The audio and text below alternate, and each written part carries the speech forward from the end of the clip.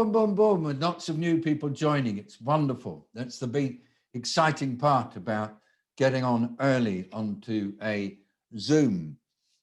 And well, thank you all for joining. Really lovely. And Griffin, good. You don't have to keep your video on all the time, Griffin, if you find it difficult or embarrassing. When I do teaching, I find people prefer to turn their videos off, and I understand that. But if you do want to talk, it's the best way to get our attention is to turn it on. Here is Claudia Batts. Hello, how are you? Lovely to see you again. Alexander Misha and Crispin are on. Hello, all of you. Thank you for joining. Henrietta, thank you for joining. Marianne, thank you for joining this special session. Mary, perhaps you're related to somebody else here. Lovely to see you. Good, good, good. Lovely. Zara, you know many of the people. When your time comes, you'll be able to do what I'm doing and greet everybody. You have to keep the greetings short. This is Henk Bekkerdam who's just joined. He's a doctor friend of mine, Zara. Henk is. He worked in China during a big outbreak called SARS in 2003. And then he worked in India during COVID. And he's one of these people who's worked all over the world. Henk Bekkerdam is called. He's currently in Holland. And wow. Yeah, and they've got lots and lots of COVID in Holland, and Henk is watching it. And I bet you, Henk, what's happened in the last few days has got you thinking big time. And I'll just tell you who else is coming. Annie Feltham, Zara, you know Annie. She's from, I don't know where she's. Annie, are you in Essex at the moment, or are you somewhere else? Hi, David. Hello, everybody. No, I'm in Colchester. All right. As ever. So Claire French, who's also on your screen, is also in Colchester. So that's right. And what's even more brilliant, hi Claire, is my grandson goes to her school and very happy he is there too. It's a lovely school. So there you go. Big vote for Kendal Primary School. Yep. Excellent. Well done. Lovely. Thank you. Karen Uma, thank you for joining. Tim, thank you for joining. Another Zara and Alba have joined. Yanthi has joined. Lovely to see you. Tristan is here. Heather Vickery is here. Lovely to see you all. And our friend John is here. Zara, you remember John, and he's going to be with us right throughout. And anytime you want, when you're doing your moderating, if you feel like it, you can call on John. He's always great. If you're moderating, he's always got good things to offer. We've got 1 minute to go. We'll start on time, because we want to take advantage, and always a lot of people join. So Holly Wheeler, thank you for coming on. This is the special schools edition of the open online briefing. Excellent. Jade, thank you for joining. Yosef has joined from Israel. Thank you for coming on. That's lovely. We're all focusing on what life is like for children, i.e. people 1/5 of my age, who are just having to make sense of this strange business with this virus that's so small, we can't see it. It's minute virus that manages to cause such a lot of trouble in our world. We got lovely Scott Knox here. He's called in from Toronto, and very glad. Noemi is here. She's from Madrid. Carl Taylor, thank you for joining. Luke. Yeah, lost where Carl Taylor's on. Very good. Well, everybody, welcome to this special edition of our open online briefings. These are organized by 4SD in Switzerland. And today we're doing a special session where we focus on some of the challenges faced if you are less than 20, even less than 15, even less than 10 years old, and you're trying to work out what's happening in our world and what's been going on since this new virus came along and managed to change the lives of all of us. I just would like to greet everybody, and what I'll do is give my short summary, it'll be very short this time, of what I think is happening around the world. And then I'm going to hand over to one of our guests who's going to moderate what I believe will be a quite unusual session. There are too many people on now for me to give shout outs to everybody, but just a special shout out to anybody who's on this who's less than 20 years old. Very grateful to you indeed for joining us. Let me just give a little summary. Right now in our world, as far as we can tell, this virus is infecting more and more people than ever before. It's really multiplying particularly quickly in Europe. The virus only lives inside living creatures, particularly inside humans and some other mammals. This virus has only one purpose in life, and that is to divide, to multiply, and to just go on and on reproducing. As this virus moves from person to person and reproduces inside people, it actually has to invade the cells of the people that it's reproducing inside. And when it invades the cells of a person, it makes that person ill. And the illnesses vary a lot. Sometimes people get really ill, and I'll explain that in a minute. But I actually want to encourage everybody who can to avoid being made ill by this virus, because we continue to be worried, and I say worried and I mean it, that it may have illnesses that we don't fully understand. So myself and other doctors are encouraging everybody to do what they can to avoid being caught by this virus and made ill. We're also saying that it's good to avoid this virus so that you don't pass it on to other people. And what we're trying to encourage everybody to do is to live their lives in ways that prevent this virus from being transmitted from person to person. Right at the moment, there is more and more of the virus and more illness in Europe. And it's moving particularly quickly in Ireland, the United Kingdom, Belgium, Netherlands, France, Switzerland, where I am, Spain, Italy. And it's also moving in some countries to the east of here, the Czech Republic, Germany, Hungary. And this is quite a worry, everybody. So governments are reacting, and they are doing whatever they can to help people to stop spreading the virus. And that's right. There are three things that these governments are trying to do: to encourage everybody everywhere to behave in ways that reduce the spread of the virus. They're also encouraging all the different businesses and community organizations and schools and universities in various locations to work together so that if the virus is in a community, everybody does what they can to prevent the virus from being transmitted. And that means finding people with the disease, isolating them, finding people with whom they've been in contact and isolating them too. Because if you isolate a person, then over time, the virus will disappear. Most people will get better, and those who don't get better need to go to hospital for special treatment to get them better quickly. And that's the story.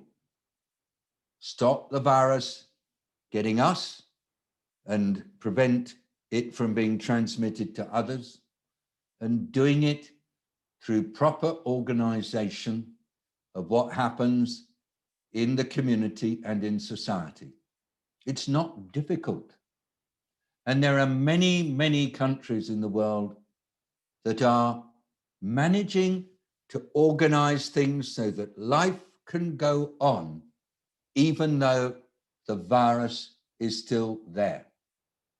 Some of these are in Africa. Some of them are in East Asia. Some are in Latin America. And some even are in Europe. But for most countries in Europe, this virus is causing some pretty big problems.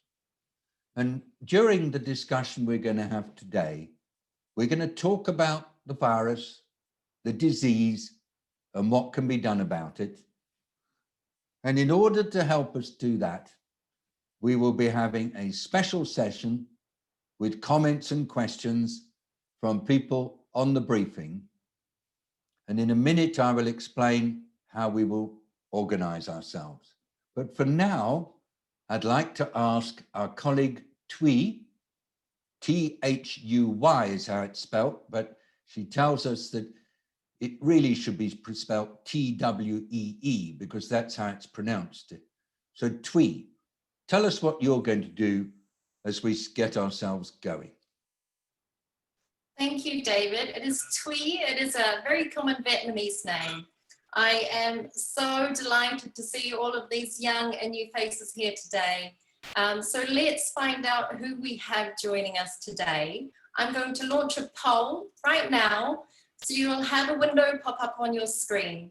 The first question is where you're joining us from. So please answer that and then scroll down. The second question is age range. Now, if you are more than one person at your computer, I ask you that you select the answer of the youngest person with you today. And then after that, please let us know for number 3, how you're feeling today. Now for this one, you can answer multiple times. So I ask you to please select the 3 feelings that you feel the most today. And I'm going to leave that open and we can come back to the results at the end of the session. Thank you very much. And back to you, David. One of the things I'm trying to learn to do is not to speak when my computer is on mute, and I nearly made that mistake just now. Thank you, Thuy. Everybody, we've invited Jack Brougham, spelled B-R-O-U-G-H-A-M, to draw a picture of our discussions while we're having them. Jack, introduce yourself to us if you feel like it, and we will amplify your screen for us while you do it. Hello, Jack. How are you doing? Oh, well, that's not working. Hello, sorry, classic Zoom problem. Hi, this is Jack in Oxford. Yeah, thanks for having me. I'm just going to be listening in to the discussion and yeah, just drawing up some of the sort of key points. So I'll just be scribbling away in the background, and I think you'll get another sort of spotlight of what I've been up to towards the end of the session. But yeah, thanks very much for having me. Thank you, Jack. This is Jack in Oxford. What we do always on our sessions, it's like having a great big blackboard in the classroom, but it's done as a visual illustration. I'm sure many of you who are doing remote learning at school are trying these techniques, and we're really pleased that Jack is here. I'd like to introduce Claire French, who's the head of Kendal Primary School, Colchester, Essex. Claire, hello, how are you doing? Hi everybody, hello, fine, thank you. Yeah, I'll just tell you a little bit about my school. It's quite a small school. It's a single form entry primary school, which means we have 210 children aged between 4 and 11 years old. We're just in the middle of Colchester, so we're a town centre school. We have our own woodland area, which the children use to learn in a lot, and we're quite well known for our outdoor learning ethos. Yeah, and I'm really excited to be on here today and to be able to make a contribution. So I hope that you know, people are interested in how we do things here at Kendal. Thank you. Thank you very much, Claire. Wonderful. I'd like to greet Rebecca Cantor, who's tuning in from Santiago in Chile. She's written in the chat, and I encourage all of you to look at the chat. Rebecca has just written saying, I just finished teaching a lecture class on Zoom with some of the COVID-19 open online briefing illustrations. Oh, I'm so grateful to get that feedback. This is Jack, message to all of you and your colleagues at Live Illustration, your pictures being used in teaching by our friend Rebecca in Santiago. Wonderful news. Thank you, Rebecca. I'd like now to move to Nairobi in Kenya and introduce to you our moderator for today, Zara Breeden. Zara, over to you, and you take over now for about the next 40 minutes. If you need me, just call on me, and I think 1 or 2 times you'll ask me to do things, you'll ask Claire to do things, you may ask others to do things. It's your show, now on, welcome. Thank you, David. That was really interesting, but we obviously have a lot of things to think about. I know there are quite a few questions, so we'll get started with those. First up, we have Jade, who is from my school, the International School of Kenya. She has a couple of questions about how we get to this point. David, would you like to take this first? Jade, would you like to take the floor? Sorry. Hi. So, what circumstances gave rise to COVID, and how has it affected other people? Thank you very much, Jade. Now, just if it's all right, Zara, if anybody else on the call would like to answer any of these questions, I hope that you're okay if they grab my attention and I let them come in. Are you okay with that? I will try to keep things quite ticking over quickly. But let me start, Jade, by me talking directly to you. And if my friend Henk wants to come in and add, perhaps Henk, you could just take off your mic and take over as soon as you feel like it. Do you know that there's always little creatures, what we call viruses and bacteria, tiny little things that might be living in animals that can sometimes jump from animals into humans. They've got a strange name. They're called zoonoses. Sounds like a zoo, doesn't it? And every time a new disease appears, we ask ourselves, did this come from an animal? And the reason why we ask that question is that, Jade, 3/4 of all the new diseases that we have that come into the human race come from animals. And they then normally don't actually have much impact. In fact, you barely notice them. But just occasionally, they can cause something nasty in humans. I've noticed this with influenza. There's a kind of influenza that comes from birds into humans called bird flu. Sometimes you get it coming from bats, you get different creatures, and there's a disease called Ebola virus disease, and that comes from bats. Now, we think that this new virus that appeared at the end of last year probably came from a bat. We think it jumped into humans, perhaps directly from the bat, or perhaps through another type of animal called a pangolin. But then it started affecting humans. And that's what makes it so dangerous. And so what happens then is that when inside the humans, it can actually spread from person to person. And this new virus spreads very, very easily. Now, how many people have been affected by this COVID? Well, within the World Health Organization, they keep a total check on the number of people who are thought to have been affected by the virus. And actually, at the moment, the total number is many more than 40 million, which is more than the people in many of the countries here. More than 40 million people affected.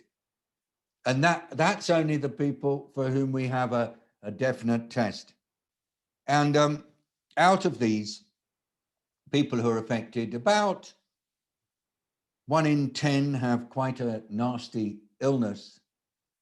And of the people who get it, about, again, 1 in 20 are ill for quite a long time. They recover slowly. And so we're saying that this is a disease that can have a nasty effect on a small number of people, mostly older people, people like my age. I won't ask you to guess how old I am, but as you can see, I've got a lot of hair on my head, and I'm actually 71. And I'm the kind of age that you should be worried about this virus. So I'm trying very hard not to get it. Because if I did get it, it could give me a nasty cough, and it could actually make me quite ill. Actually, this disease more and more affects people who are quite poor. It affects people who live in very cramped living conditions. It affects people who work in places where they're all crowded together, because it spreads through coughing, and it spreads very easily when you're up close.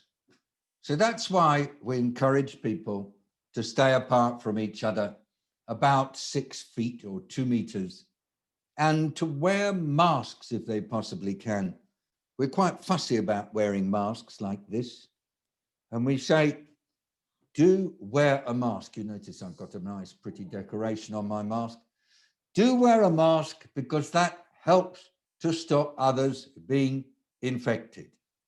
And keep your distance. And by the way, when you're wearing a mask, cover your nose with your mask. Don't wear it like that. It's not good. Wear it properly.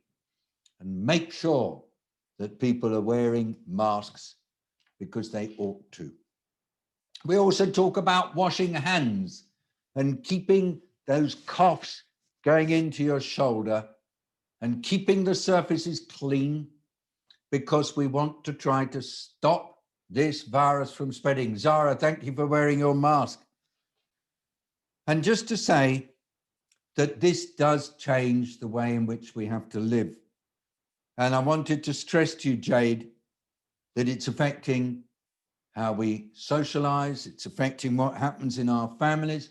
And I was going to ask you, Jade, what's it done for your life, this virus? Has it changed the way in which you're living? If you're still connected, there you are. How's it changing you?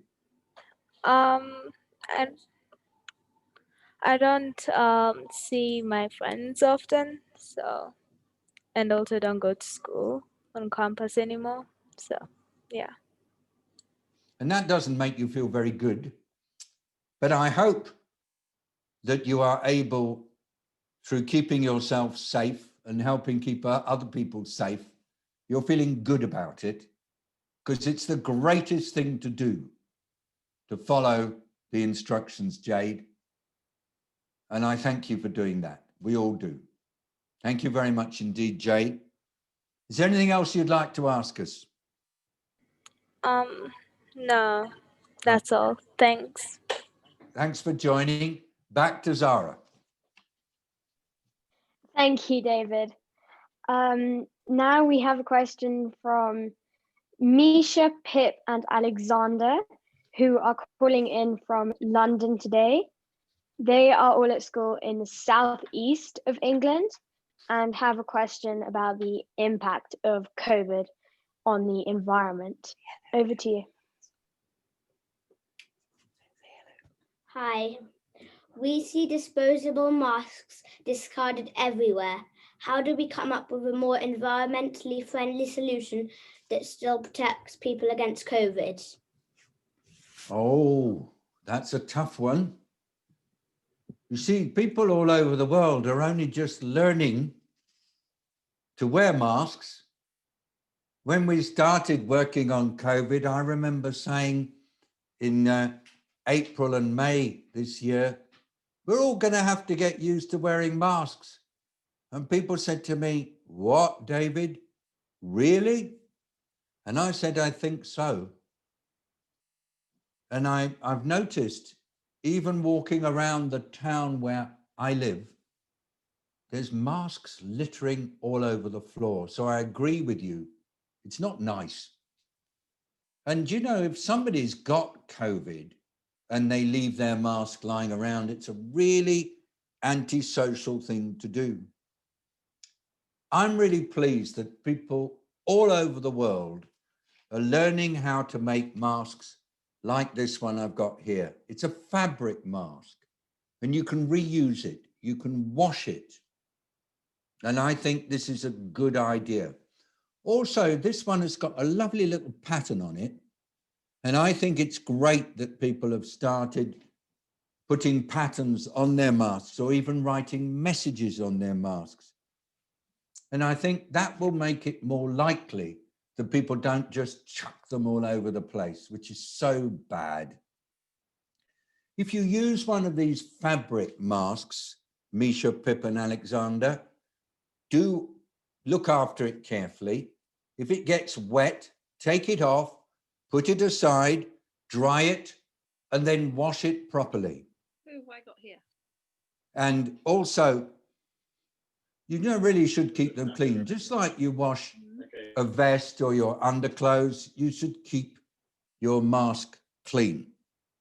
And if you are using disposable masks, dispose of them properly. Don't flush them down the toilet, you will block it. But put them in a proper disposal bin like you would put anything else you want to dispose of. I'm sure that over time we'll come up with masks that are more friendly. And I give that challenge back to you. So Misha, Pip and Alexander, have you got masks in your house? Let's see them if you want. Are they nice fabric masks or are they disposable masks? They're not here, But that would be Okay. but we've got both. You've got both. Does anybody else on the program want to talk about masks and ideas about masks? Who's going to come in and make a comment on masks? And if you are, would you like to just put your hand up? Claire, give us your thought about masks. Hi, yeah, I know that there are some schools where they're having to wear masks and they have them made, the school has them made as part of their school uniform. And in other schools, the school councils or the pupil councils, the student councils have run competitions where students can design their own masks, and then the winning designs, they have them made and they give them to their students. So maybe guys, you could run a competition in your school to get your friends all to design masks that you could then perhaps be the judges of, choose the best designs, and then maybe see if the school will get them made so they can sell them to your friends, and then they can reuse them and they won't be wasted. Very, very good. Thank you, Claire. Anybody else going to talk about masks? John.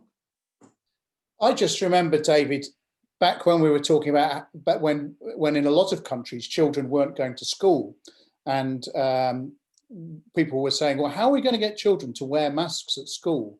And you said children will be much better at teaching their parents to wear masks than the other way round. So I think for the younger people on this call, if you're worried about people throwing masks away, I think you will do much better at that than adults, and encourage your friends to encourage their parents to look after masks properly, like David said, and to throw them away when they're disposable in the right places, and to wash them if when you get them done.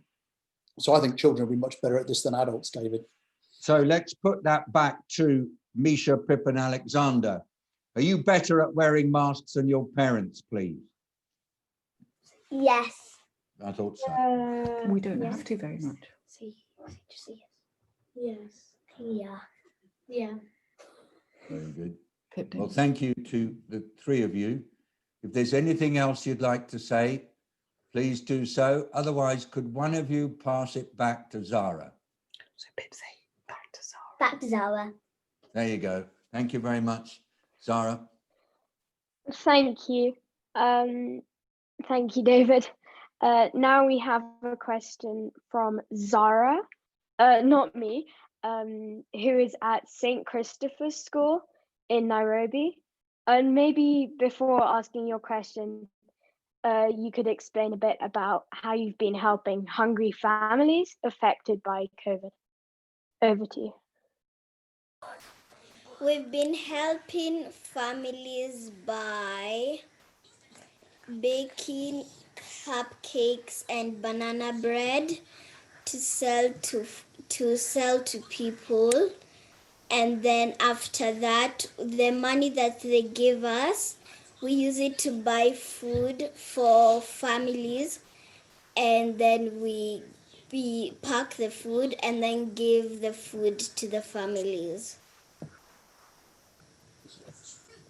Wow. So what's your question? My question is, how will we stay safe from COVID-19 in school? So I'm going to thank you for that question, both of you. I'm going to pass it straight to Claire, because she's responsible for this in a school. And I was going to ask anybody else who wants to talk about this to get my attention. That would be because I'd like this to be several of those who are on to respond to Zara and Alba's question. Claire, please. Okay, well, hi Zara and Alba, thank you for your question. What you need to know is that your school leaders will be taking your safety very, very seriously indeed, and they'll have carefully thought about every aspect of your school life to make sure that you are as safe as possible. At Kendal, we work around our government guidance in England, in the UK, but we haven't taken an all or nothing approach. We've tried to put in as many things as we possibly can, but still make school fun for our children at the same time. Try to make it as normal as possible so that children still enjoy coming into school. So what we do is we make sure that the family members who might have symptoms of COVID, we make sure that they keep their children away from school, or if their children have symptoms, we make sure they keep them away from school, and we ask that they get a test. And if that test is negative, then they can come back into school. And at Kendal, we haven't had anybody, even with symptoms, that have tested positive yet. But I know that other schools make sure that those children don't come into school, and that anybody that they've come into contact with, they don't go into school for a short while either. And that's monitored very closely by the school as well, so that that doesn't risk being put into any other classes or to any other children. So people are kept safe like that. That happens as well if a child gets sick in school. We give their parents a ring straight away. We put them into a room by themselves so that they're away from other children. We make sure that they get picked up quickly and get a test, and the same thing happens there. We also try to organise our children, so the older children at my school, who are about 11 years old, they all sit in rows and they face forward, so they're not all sort of sitting on top of each other. But the younger children, we don't have the space to do that so much, and social distancing within our classrooms, which are quite small, is very difficult. So what we have done is we have put classes into what we call bubbles, and I know in England and in the UK, it's not the only country that has bubbles. Other countries have bubbles as well.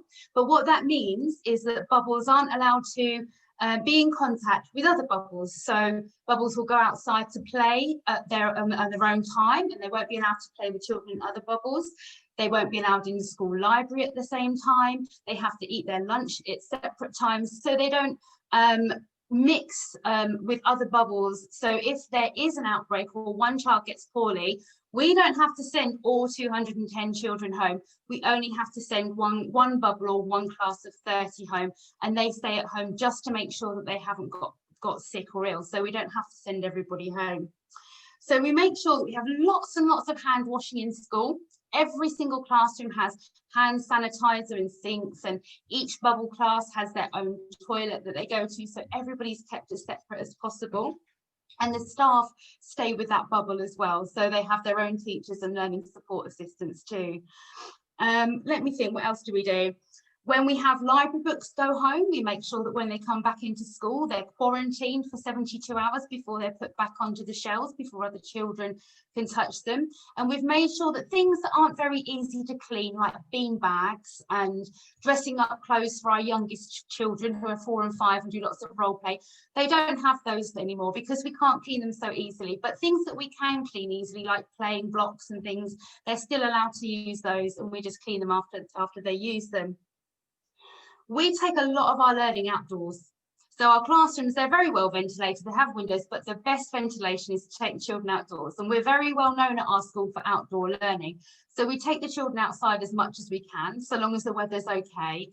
And they do a lot of learning outdoors. So that when we're in fresh air, we're at less risk of catching the virus anyway. So we like to do that. And we'd certainly recommend that schools give that a go if they haven't done that already. We also make sure children know that when they blow their nose or they cough, that they put their tissue in a sealed bin, so that reduces the risk of spreading the virus around, which is what David was talking about earlier. And one of the best things we've done is we've stopped, we take our children up to the park every single day. At the end of the school day, we take the children to the park because we can't have parents coming onto our school site because it's too small and we'd have too many people in a small space. So we take all of our children up to the local park, which is a big playing field. And there are lots of trees, and each class has a tree that they go to. And at the end of the day, we meet the parents by their tree, and we see their parents in the distance, and we send our children to their parents. So they don't have to come close to us. They don't have to come close to each other. And that's worked really well to keep the children safe as well. And I learned that from a visit to China. When there was a school with 2,000 primary school children there. And I asked the principal, when you're dismissing the children at the end of the day, how do you do that safely? And she said, oh, we have a tree on the road, all the way along the road, each class has a tree. So I borrowed the idea from them, and I thought that was a really good idea. So I used that idea too. So just like we have done at Kendal, your head teachers or your principals, they'll be thinking very carefully about how to keep you safe in school. If they've opened already, or if they haven't opened yet, they'll be putting those plans in place to make sure you're as safe as possible. And they'll have thought of everything. And they might ask you, and they might ask your parents, and they might ask other people in the community to help them to think of all of those risks. So you can all take part in that and share your ideas with the school leaders as well, because that's what we did. So everybody knew when we opened what they had to do to stay safe, what part they had to play to keep everyone safe from COVID. That was quite a full answer. I'm sure there's other people who've got things to say as well. Thank you. Wow. Zara Breeden, I know you might want to ask your Zara and Alba whether they've got any more to say about it, or whether you might want to move it on to somebody else. But it's back to you after that amazing answer from Claire. What a lovely set of ideas, particularly this idea of the children by the trees. I thought that was amazing. Back to you, Zara B. I think Alba also had a question. If she wanted to ask it, she can. How do we play with our friends? Well, as somebody who spends his whole life playing, I don't imagine what life would be like without playing. But let's go to Claire, our expert, on how can you play when you're doing all this? Yeah, it is very difficult, isn't it? Because we're being told all the time that we have to keep a social distance, and 2 meters is a safe distance to keep from people to stop us from spreading the virus. At Kendal, we have our different bubbles, our class bubbles, and because they spend their time together, they are allowed to play with each other in their bubbles at break times. But bubbles must go out separately. Those class bubbles must go out separately onto the playground. So if you've got friends in another class, then unfortunately they're not allowed to play with them. But they do have other friends that they can play with on the playground. And we've tried to put a common sense approach into our risk assessment, because we think play is just as important for children as formal education, and actually children learn an awful lot through playing as well as just being in lessons. And as a school, we didn't want to stop our children from having that opportunity. So some of the things that we've done to make that as safe as possible is we've made sure that the children go out separately in their bubbles, that they have their own play equipment, and that equipment is cleaned at the end of each break or lunchtime, so they can play with balls or skipping ropes or other equipment like that, but we make sure it's cleaned at the end of each session. And yeah, so we haven't actually stopped it altogether because we've put other safety measures in place. So that's how we've done it at our school. And it's not been an all or nothing approach. If children can play a game where they're not in contact with each other, or they can think of games where they don't have to have contact with each other, then that's great. But we try not to stop children from playing if they want to. It's not an all or nothing scenario, and play is really, really important for children too. So playing really important, and in Claire's school, they do everything possible to keep it going. That sounds great, doesn't it, Zara B? Yeah, it does. Okay, on you go. We have a question from Poppy and Kit, who would prefer if I asked their question.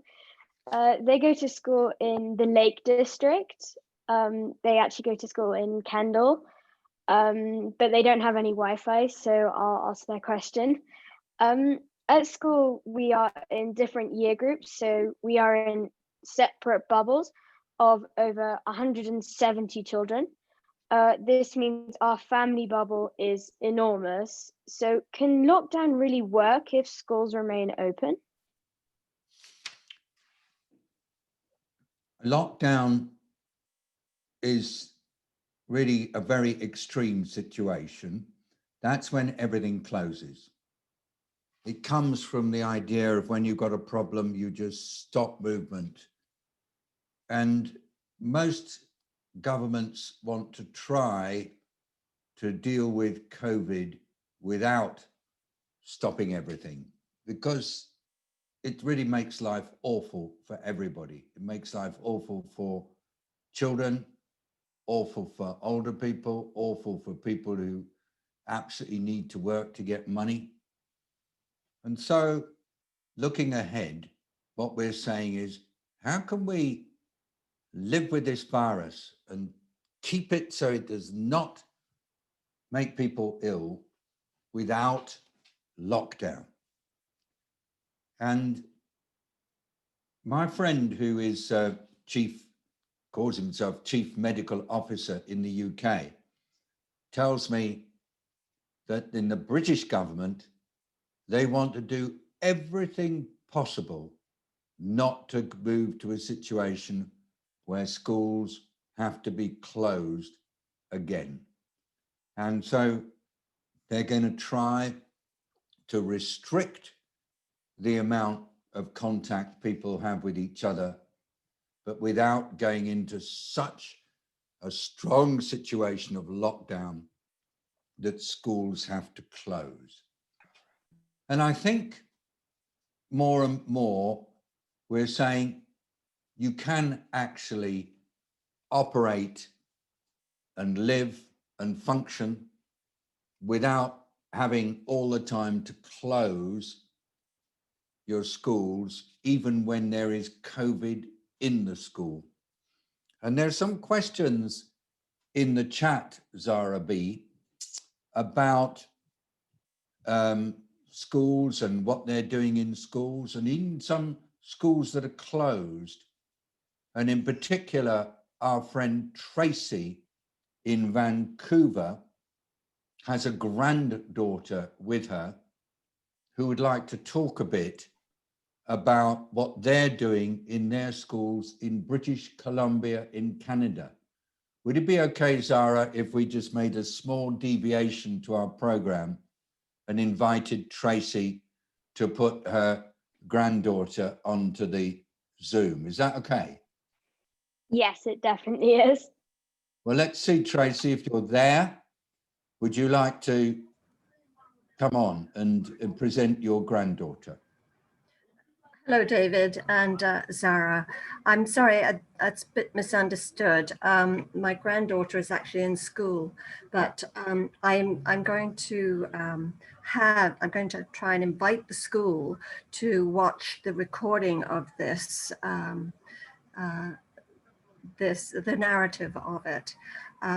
But she was sent home from school.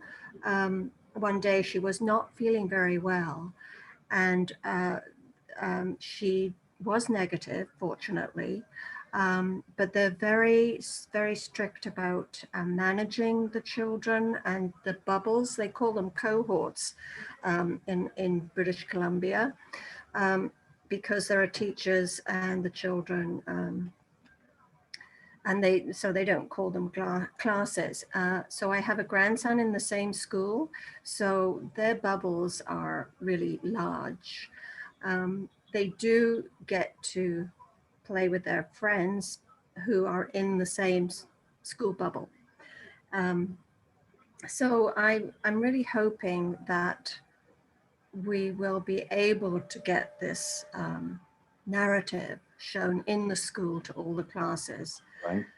Her school was not closed down, but there are 2 schools in the lower mainland of Vancouver that have been closed. Oh, sorry, no, one in the lower mainland and one in the interior of BC have been closed because more than one person, including a teacher, have tested positive.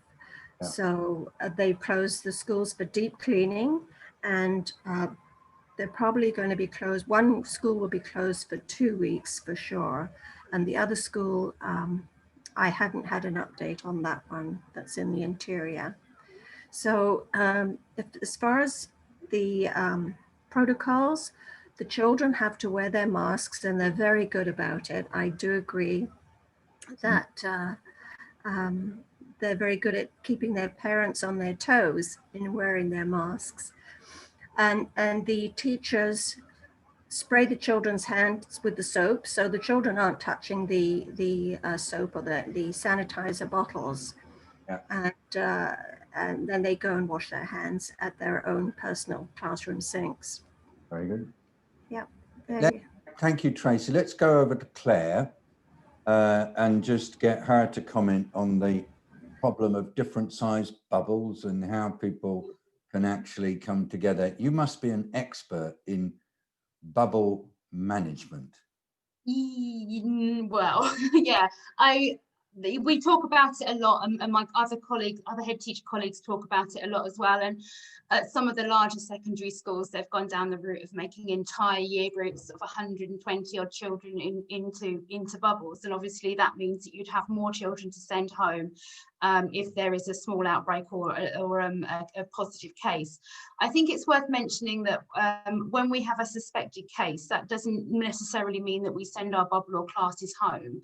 We ask them to go and get a test. It's only if that test result would come back positive that we would ask for that class or bubble to self-isolate, and that way it has much less impact on everybody's education and only impacts a few. It's also, I think it's important to note that as a school, when we do send children home, either individuals, and we haven't yet had to send a bubble home, but if we did, our class teachers also make remote learning available for children as soon as they fall ill or have got the symptoms. So they've always got that learning that they're doing in class so that they don't fall behind. And I know a lot of teachers and a lot of head teachers in schools have been working really hard to make sure that those children don't fall behind if they do have to isolate.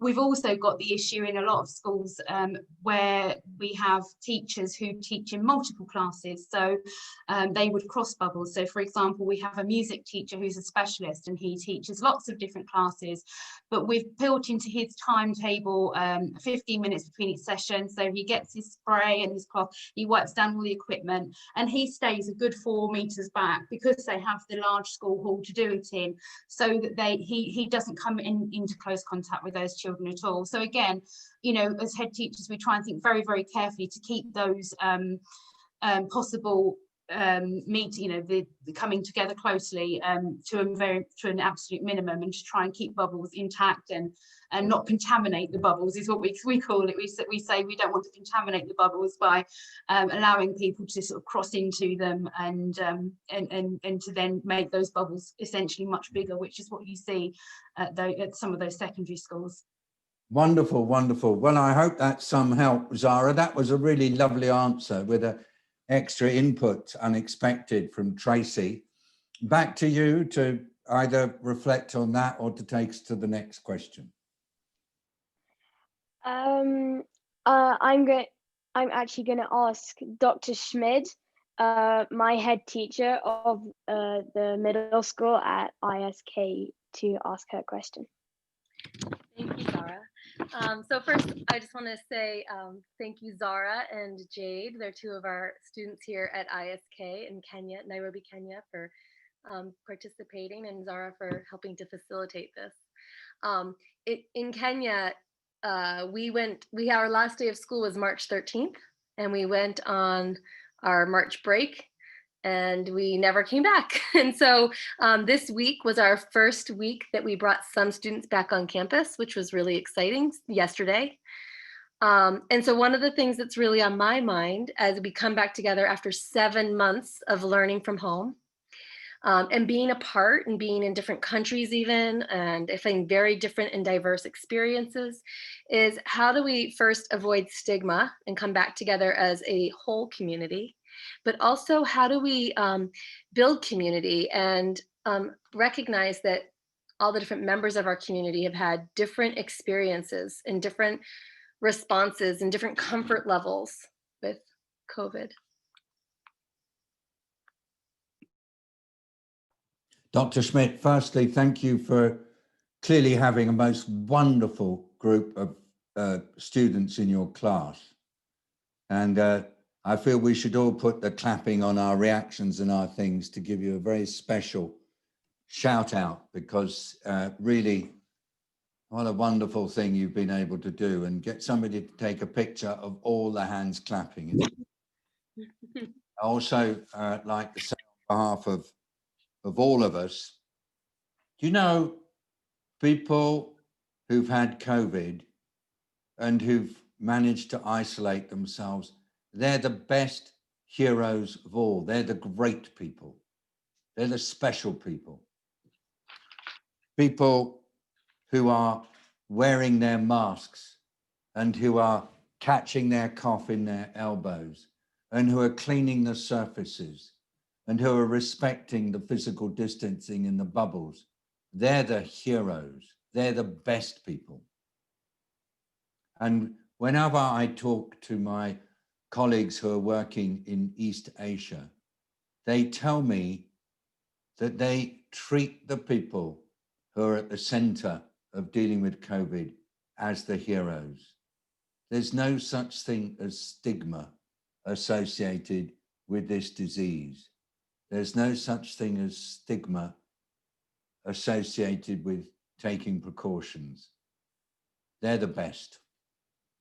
I have nothing else to say, because there is nothing else to say. All of you who even are sparing the time to come on this Zoom to talk about your experiences, you're the best. You're the heroes. Claire, tell me how you approach it. Okay, so I never had to do any of it on my own. So to make a claim like that would be very, well, really an outright lie. So, I mean, I had an amazing leadership team around me. Our local authority, which is Essex in England, offered a lot of advice and support for the teaching teams and the head teachers of Essex. That was very helpful. They were particularly good at keeping head teachers up to date with the almost daily changing government guidance that was coming out, and I think we had one document originally, and we've had something like 70 updates since then. It's been crazy, but the local authorities kept us well informed with those.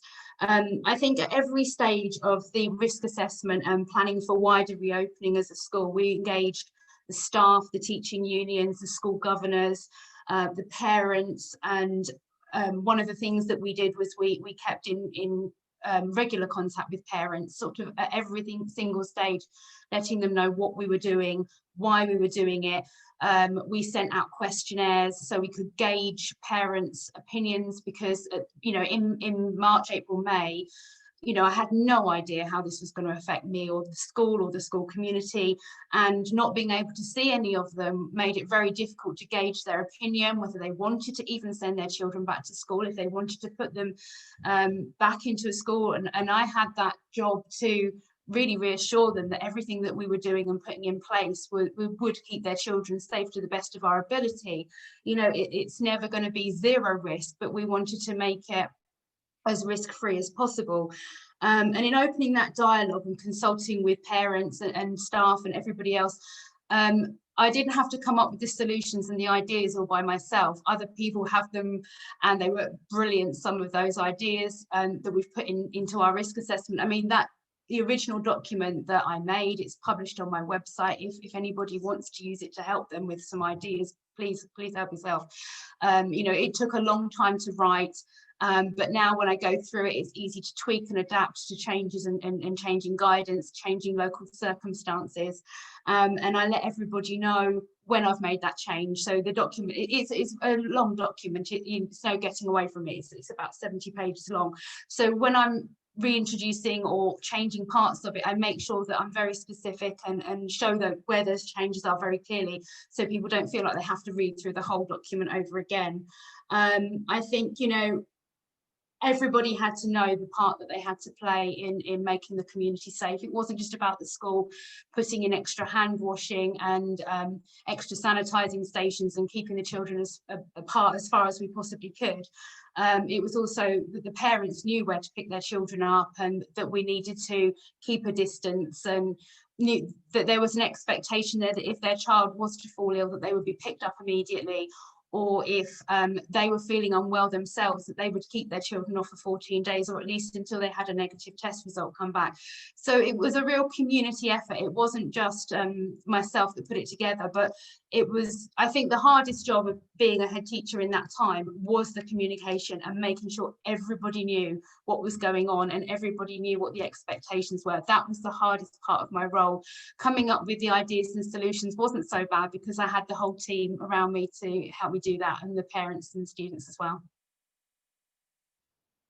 Thank you very much indeed. This document that you've been working on, and the one and doing it very nicely so that people know when you've updated it, there's interest. And if you have the energy, there are people from lots of different organizations asking you if you could put the link to it in the chat. Yeah, of course. And the way we've set it up actually is it's a risk benefit assessment and a planning document all in one.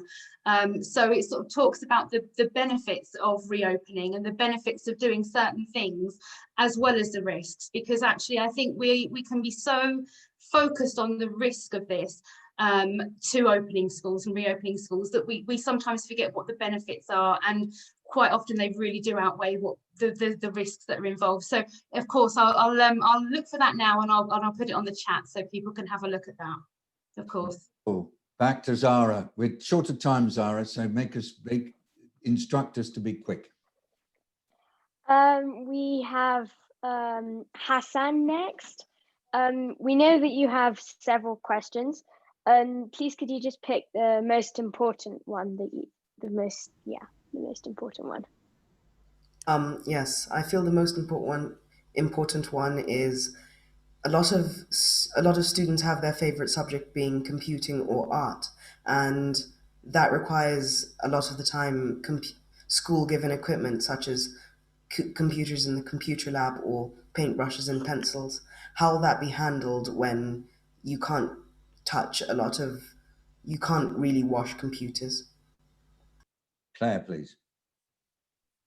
Well, our school have invested in an industrial quantity of wipes. It's not great because they are not reusable, but it means that before children sit down at a computing station, they can get a wipe, they can wipe the mouse, they can wipe the desk, they can wipe the keyboard and anything that they're going to touch. And that's with the older children.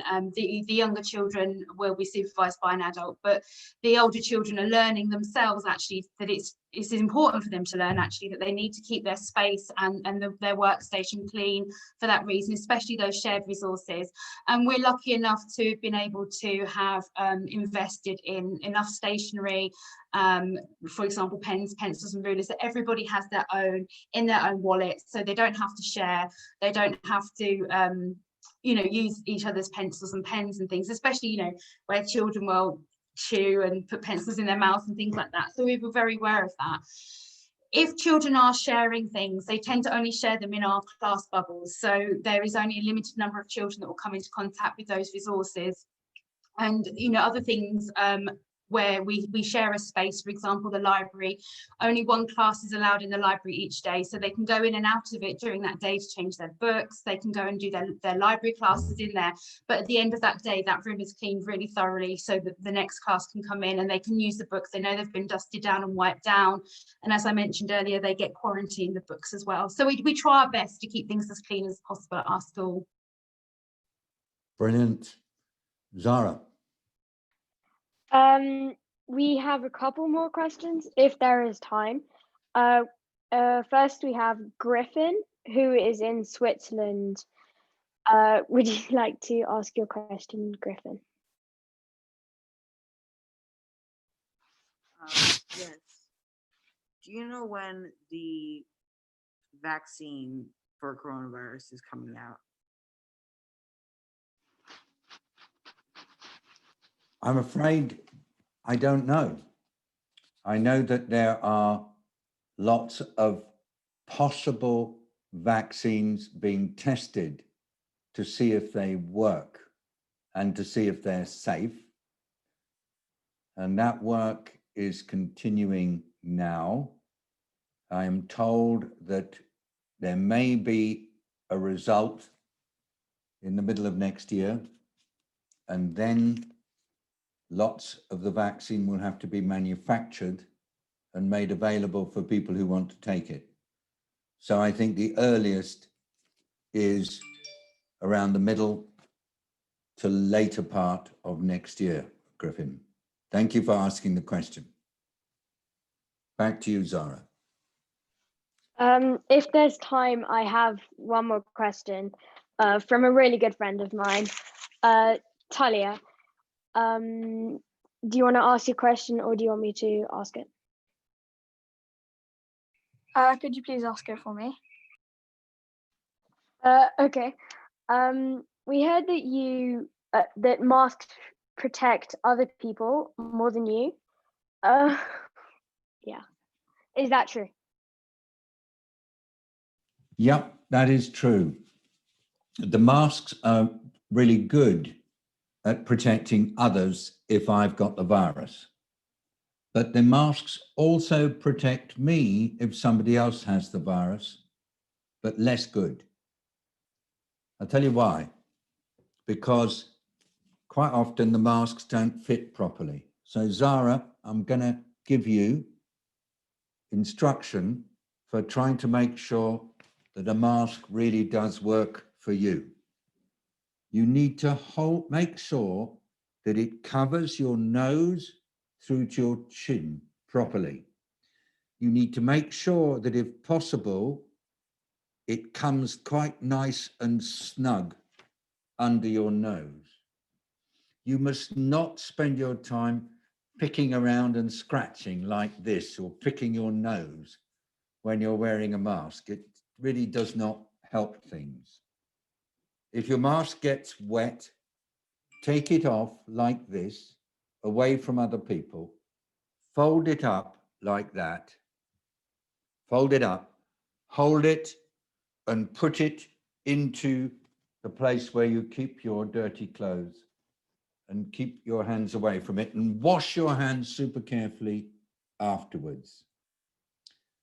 Worn properly, masks are really brilliant.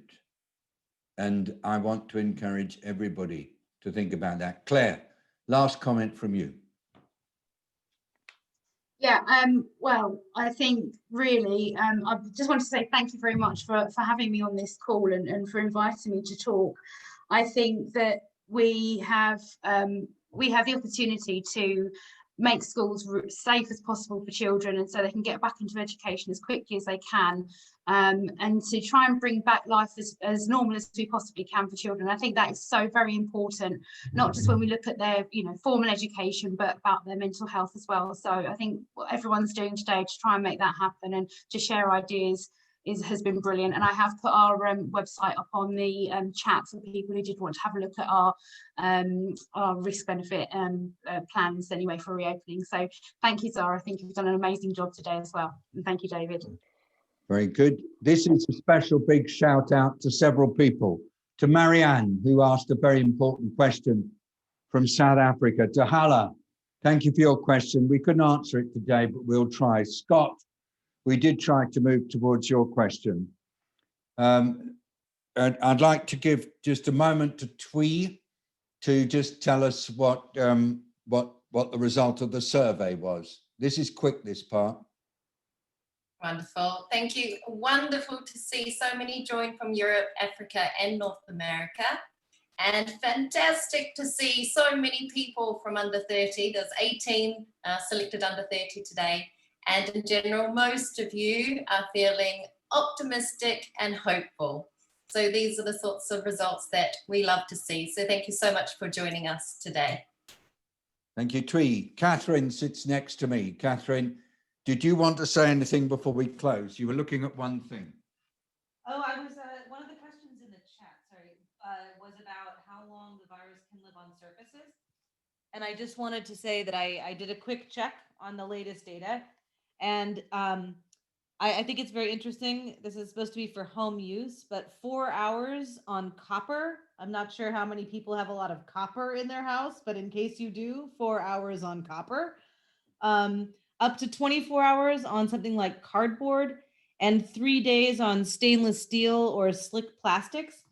But those are very outside estimates. They're also done in laboratories, and good disinfectants is very effective. So cleaning surfaces kills the virus. If you don't have a commercial kind of disinfectant, you can use a 70% ethanol sort of rubbing alcohol, and that will do the trick too. Thank you very much, Catherine. And now could we go to Jack, please? Jack, tell us what you've managed to take from our session today. Thanks, David. Yeah, no, it was a great session. It was really interesting. Don't know if I have anything to add. I mean, the thing that struck out to me, which came up a couple of times, was the kind of focus on community as much as kind of any sort of, excuse me, medical intervention being kind of vital aspect of dealing with the virus. So yeah, I think that's the thing that stuck out to me. So everybody, this will be available on the website where you can also get the recording. We'll put it up as quickly as possible. Alexa Schmidt, a special shout out to you. Thank you for bringing so many of your fabulous pupils here, your students here. And now, Zara, your moment to say goodbye to everybody, and then we will close. Zara, over to you. Thank you for this amazing opportunity. I'd like to thank all the schools, the students and their teachers for their questions. And a big thank you to David, Twee and Catherine and Catherine and the whole team at 4SD. Back to you, David. Thank you very much. And we want to thank you, Zara. We want to thank Claire French, who's a true encyclopedia, a wonderful discovery. And big hand to you, Claire. And I don't know, I want to thank every single person here because this has been such fun. Zara, can we do it again sometime? Yeah, sure. Okay. Everybody, hands in the air. Thank Zara. She's great.